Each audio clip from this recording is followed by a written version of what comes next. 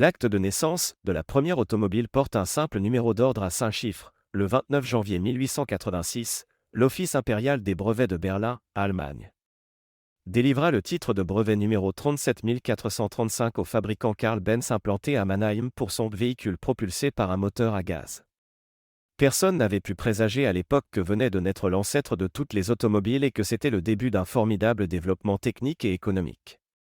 Mais il y avait encore quelqu'un d'autre qui, la même année, donnait une forme concrète au rêve séculaire de l'homme, celui du véhicule automobile. À Cannstatt, Gottlieb Daimler expérimentait sa calèche à moteur. Depuis cette date, l'automobile a connu une longue gestation. Mais il a fallu attendre les années 1900 pour voir l'automobile prendre son véritable essor. Des constructeurs connus tels que Citroën, Renault, Peugeot, Bugatti, Ford, etc., jalonnent l'histoire de l'automobile.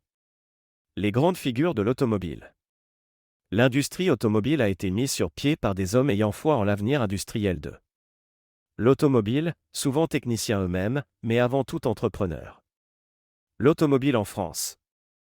En 1927, lors de l'Assemblée générale de la Chambre syndicale de l'automobile et des industries, André Citroën, président de cet organisme, précise ses vues sur les principes stratégiques que devrait suivre l'industrie automobile française en vue d'améliorer son organisation et ses performances.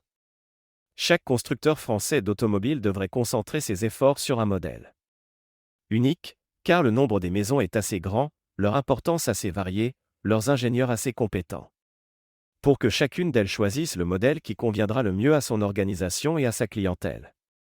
Des ententes pourraient être faites entre les différentes maisons pour bien se repartir la gamme des différents modèles.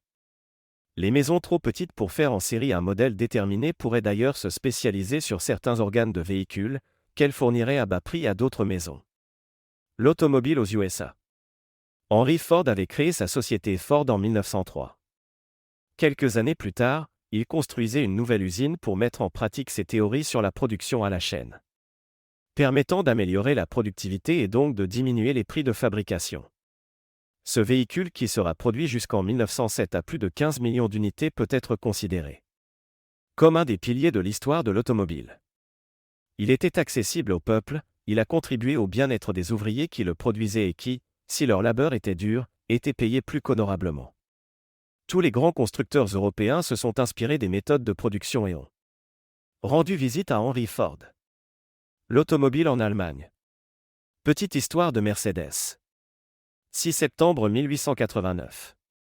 À Vienne, Suisse, vient au monde le troisième enfant du commerçant Émile Jelinek. Rachel et Jelinek donnent à leur fille un prénom espagnol, qui signifie Marie pleine de grâce et qui, plus tard, sera connue dans le monde entier, Mercedes. En 1893, le commerçant autrichien Émile Jelinek se rend à Cannstatt où il fait la connaissance de Gottlieb Daimler. Dans les années suivantes, il achète plusieurs voitures Daimler. En 1898, Jelinek commande une Daimler Phoenix qui, à sa demande, sera équipée d'un moteur à 4 cylindres. Avec cette voiture, il s'engage dans la course Nice-Maganon-Nice sous le nom de sa fille préférée Mercedes. Le 21 mars 1899, alors que sa fille a tout juste 10 ans et demi, Émile Jelinek gagne pour la première fois ce concours. En 1900, la Daimler Motorengesellschaft affine encore la conception de cette voiture, Émile Jelinek est si persuadé de cette construction qu'il commande 36 voitures d'une valeur totale de 550 000 marks or. Il exige que les véhicules portent le nom de sa fille Mercedes. Cette appellation rencontre un tel succès que le Daimler Motorengesellschaft donnera bientôt ce nom à toutes ses voitures. La marque de fabrique est déposée en 1902. C'est le début de l'ère Mercedes.